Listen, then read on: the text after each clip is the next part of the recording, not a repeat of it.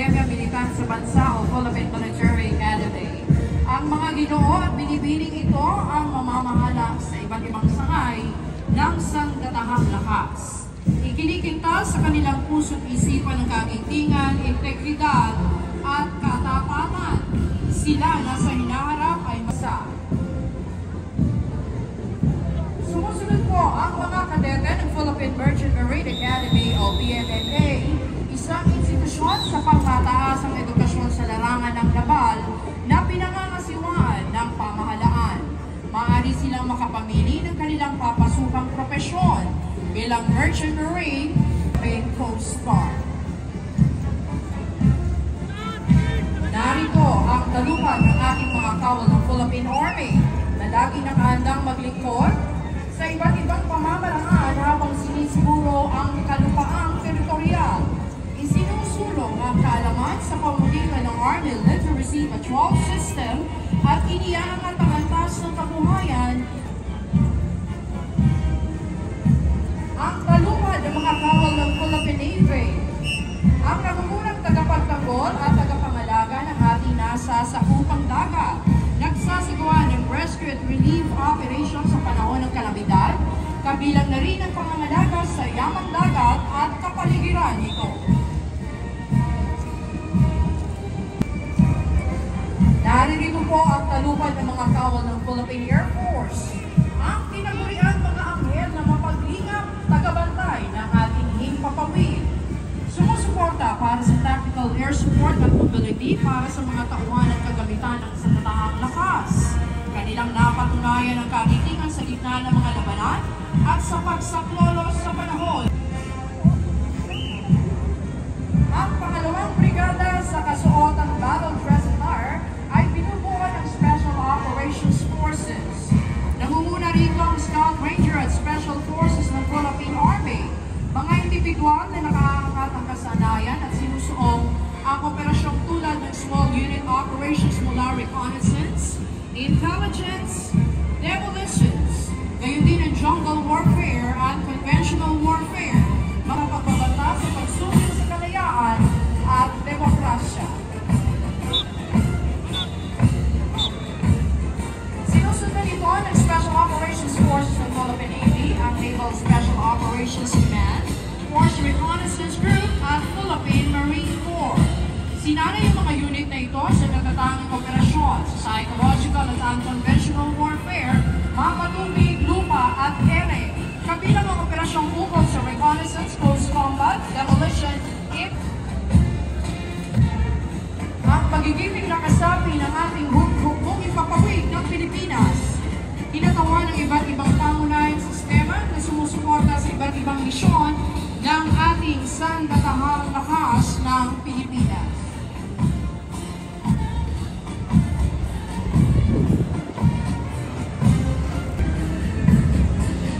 Nasa ating harapan naman po ang mga tagapagpatupad ng batas at nagpapanatili ng kapayapaan at kaayusan at nagsisiguro ng kaligtasan ng ating mamamayan at mga komunidad ng hanay ng ating pambansa, pulisya ng Pilipinas.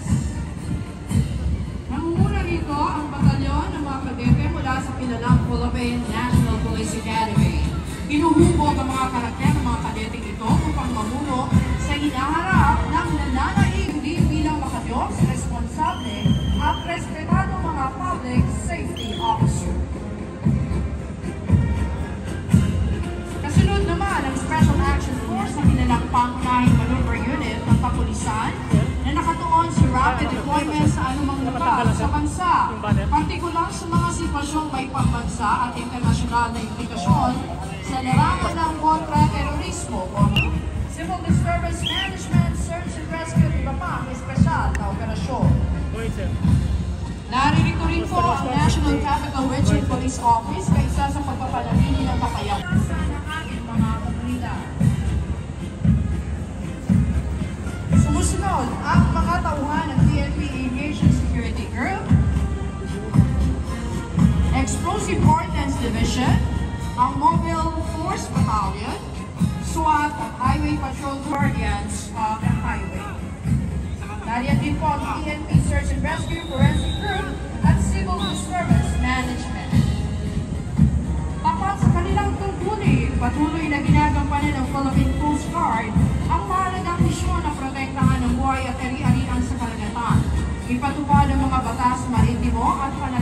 ating soberenya sa loob ng karagatang saklaw ng Pilipinas.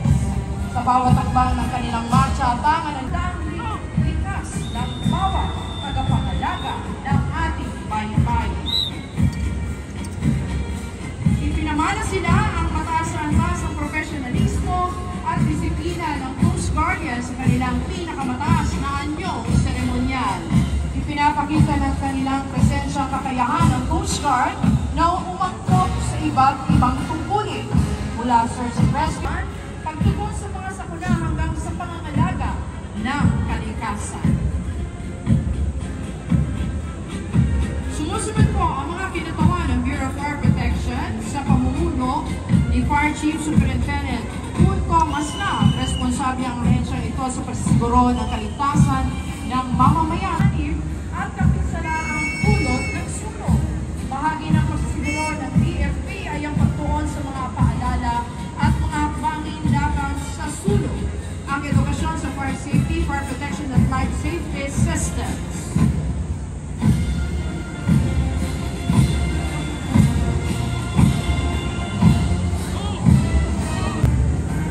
Ang Bureau of Child Management and Technology o BJMP ay isang pangunahing ahensya ng pamahalaan sa ilalim ng Department of Interior and Local Government. Itinatag sa Bison Republic Act 6975 noong taong 1991, mandato ng BJMP na tiyaking maayos ang pamamahala ng mga kulungan sa lungsod, munisipyo at distrito sa buong bansa. Isinusulong ng BJMP ang ligtas at makataang pamamalakad sa mga pasilidad ikan sa persons deprived of liberty o PDL na kasalukuyang sumasailalim sa investigasyon, naghihintay ng hatol o sentensyado ng 3 taon pababa. Higit sa pagbabantay misyon ng BJMP na magsilbing tulay tungo sa pagbabago ng bawat PDL upang sila ay muling maging kapag. Sa bawat takbang ng mga kawani ng BJMP, hatitila ang diwang makabayan, makatarungan at maasahang katuwang ng pamahalaan sa pagbubuo ng mas ligtas at kapagkalingang lipunan. Kinakatawan ng mga mahusay na sinanay ng drug enforcement officers mula sa PIDEA Academy, ang Philippine Drug Enforcement Agency sa illegal na droga. Sa loob ng 23 taon, pinangunahan ng PIDEA ang pagpapatupad ng mga batas kontra droga sa bansa sa pamamagitan ng pagbawas sa demand ng droga, pagpigil sa supply at rehabilitasyon ng mga biktima ng droga, at bilang pangunahing sangay ng pamahalaan sa kampanya laban sa illegal na droga. Nagmamarcha naman ang buong karangalan at disiplina. Bawat hakbang kung dangal na nakikisa ang kalukunan ng Bureau of Corrections sa pagdiriwang ng Araw ng Kalayaan ngayong taon. Ipinamahalas nila ang matibay na paninindigan ng ahensya sa tungkulin nilang pangalagaan at paguhin ng persons deprived of liberty. Bilang isa sa pangunahing haligi ng Philippine Criminal Justice System, profesional at may integridad at taus-puso ang hangaring makapagbago, isinasaalan ng Bureau Atomiko, seguridad at sa ating kalangitan mga kababayan, makikita nyo sa sabihin ng kapamit ng ating Atomiko. Kabilang tulad ng SL-260 Margelli, 41 Escalero, S-70I Laco, S-76 Corsi, at Sokol.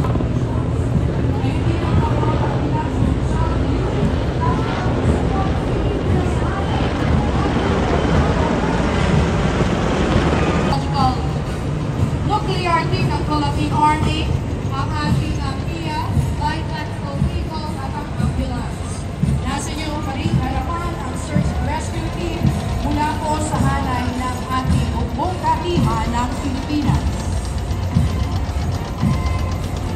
Sumusunod po ang ating EPC o Army o Armor. Nasa inyong harapan naman ang Sobra Light Set mula po sa ating Philippine Army.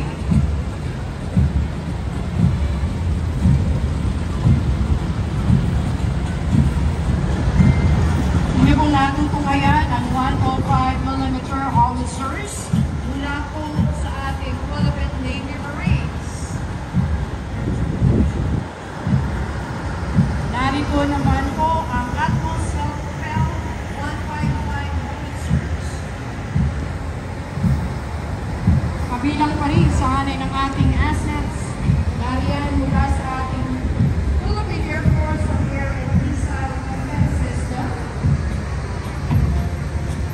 gentlemen, ang inflatable boat mula po sa ating Philippine Navy na bahagi pa rin po ng ating pambansang pulisya ng Pilipinas, inyong natutunghayan ang Highway Patrol Group Motorcycles, ang Explosive Ordnance and Disposal, gayon din po ang K9, CBRNT mula po sa ating Philippine National Police, at SWAT.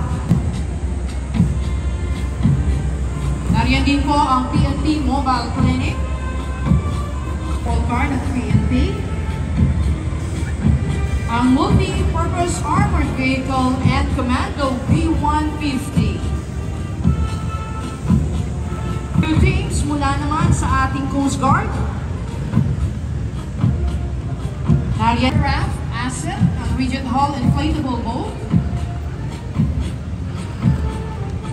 Ang kanilang mga riders. Ang Emergency Medical BFP Rescue Truck.